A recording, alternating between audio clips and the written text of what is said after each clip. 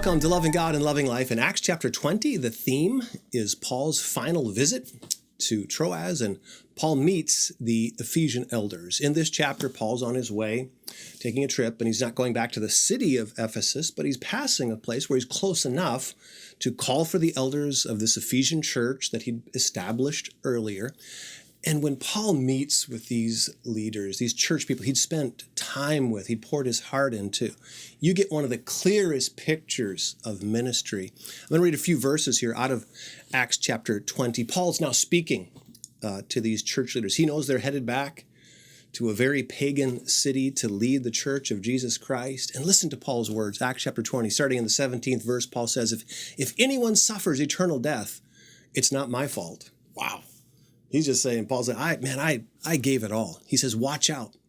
Remember the 3 years that I was with you, my constant watch and care over you night and day, and my many tears for you. Isn't that interesting? He's calling them to reminding them, causing them to remember that when he was with them, he literally would shed tears over some of the hardships that they had gone through, and probably tears when somebody fell away.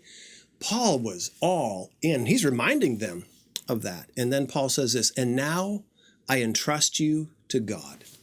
Now there's a phrase that I've heard a lot over my many years of walking with Christ. And normally, more often than not, it's somebody saying this, I just hand them over to God. I've given my kids to God. I've given this person, I want to share my faith with this person, but I've done my part. Now I just give them to God. But when you put that in context, here's the scripture where that phrase comes from. I entrust you to God. Paul said that after he had done everything he could do. Let's be careful not to use that so flippantly and just do some little thing. Maybe just pray for somebody and then just kind of cast them off on God.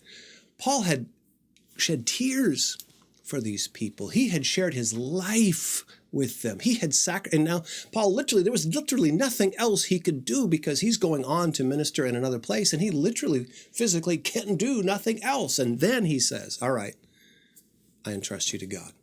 You get the point. Friends, so often there's more heart that we can give. If we honestly evaluate ourselves next to Scripture, let's make sure are we giving ourselves to people? Have you ever shed any tears over somebody that you're praying for? I hope that you have. I hope this Pray for One. This is my life. I'm going to give myself to God, to his people, because I've learned that's where all of the joy comes from.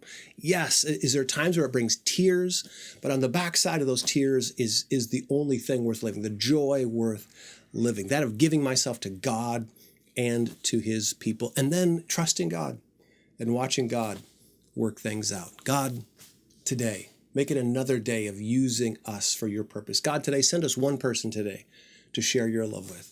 Friends, let's not forget that serving God, loving God, it's the only way to end up with the life that we love.